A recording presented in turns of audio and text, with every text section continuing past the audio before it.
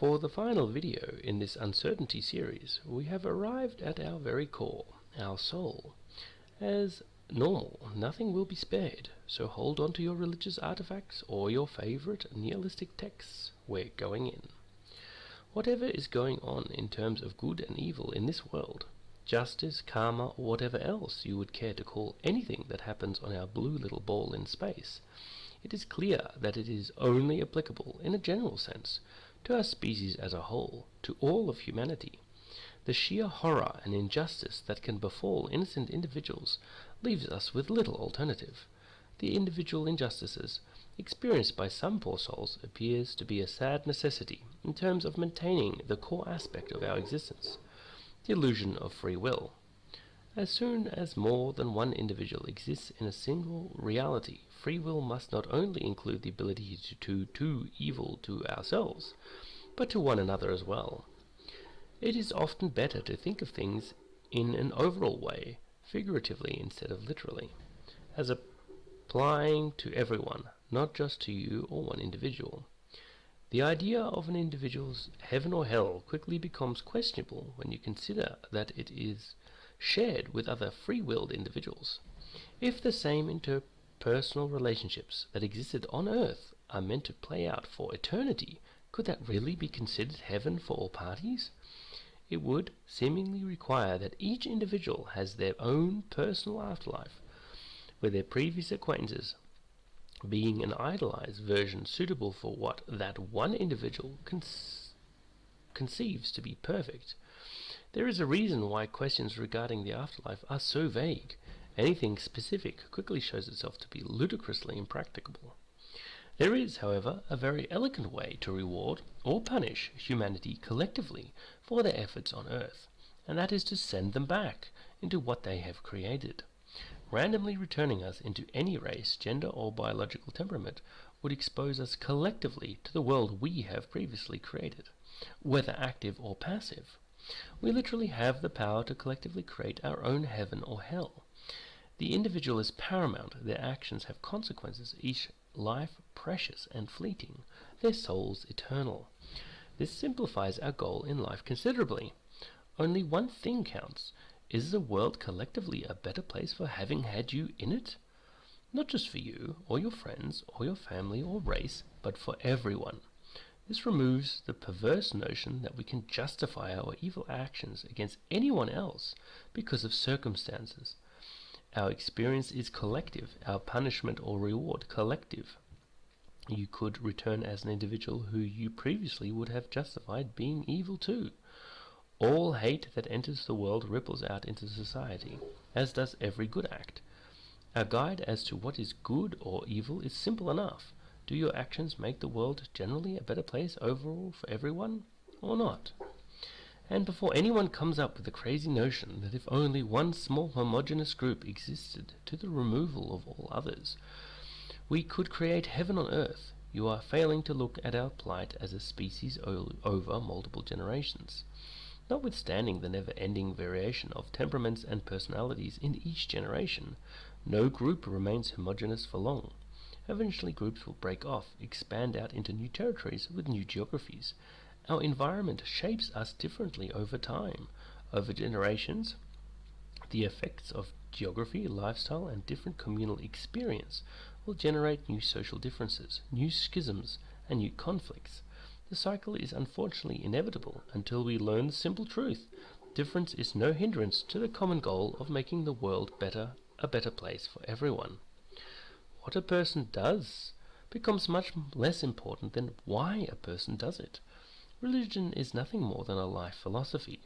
Admitting that each religion is but a different approach to the same aim not only instantly removes the conflict, but the majority of the power that is so susceptible to misuse. All religious practices and teachers are measured against their ability to make the world a better place for everyone. Most religions have quite similar ideas running through their core, only the details are different. If we stopped caring about the details but instead appreciate the intent, then most conflict and distrust would be removed. That people pray, that people fast, that people celebrate family, etc. becomes the important point, not how. Because you see, many aspects of a religious life are fundamentally important for a functioning modern society. As much as nihilists and atheists state that a secular morality exists, this is but a duplication of the general underlying religious one. Atheists might not believe in God, but they damn well act as if there was one, because that is how society functions. Society has been molded by religion.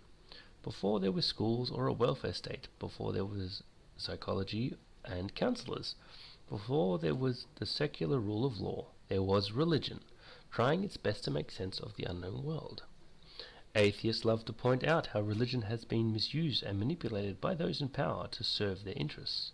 But this is unfortunately a human constant, regardless of what power structures are in place, as has been discussed at length in my other videos. In a modern secular world, we find ourselves duplicating many of the services and even delusions of religious dogma. Toxic notions of nationalism or eugenics, as well as other pseudosciences and social constructs, try to impart meaning on a confusing world. The demand for drugs, counseling, and other social services tries to duplicate the support network previously offered by religion.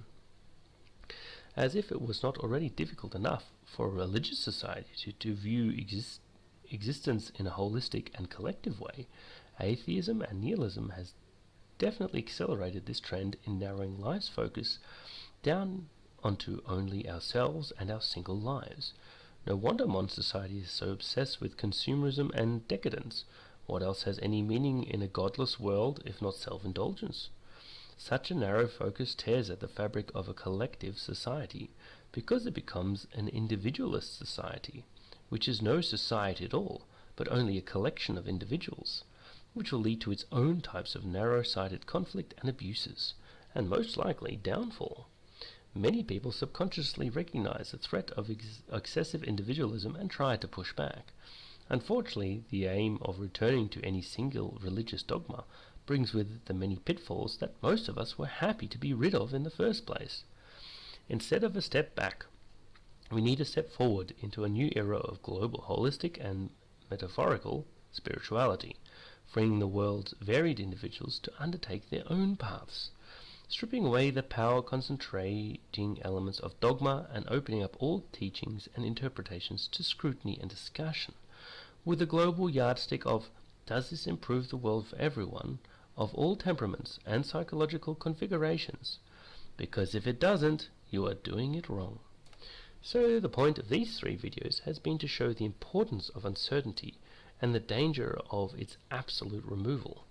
Considering one half of our brain is primarily aimed at explaining the world to us, giving it meaning and removing uncertainty from our lives, it is no surprise that accepting uncertainty and leaving room for it is not a natural instinct.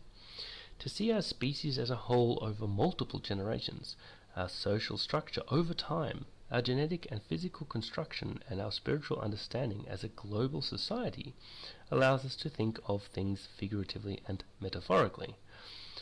Uncertainty promotes understanding and empathy, something sorely lacking in our modern world. So why is this the most hated video?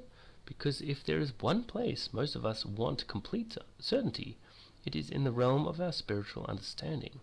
If there is one thing that humanity as a whole appears to be seriously deficient in, it is creating as well as maintaining a healthy self-esteem in most people. This may be partly physiological, but this apparent deficiency brings with it an irrational need to remove all uncertainty and be right about the most pedantic of things all the time, not to mention the often pathological desire to temporarily inflate our own self-esteem by injuring the self-esteem of others, spreading only misery. It would appear to me that it is simpler to be told that one is a good person, to follow some social construct of normality, to pay to belong to a group identity, where you can inflate some sort of vague idea of belonging to the good people, than actually being a good person yourself. We have reached the end of this video. I enjoy reading about others' interpretations of modern spirituality in all its forms, and I thought that I would provide my viewpoint in the hope that it may prove of interest to someone. Whoever you are, whatever you are doing, good luck in this journey we call life. Take care, and all the best.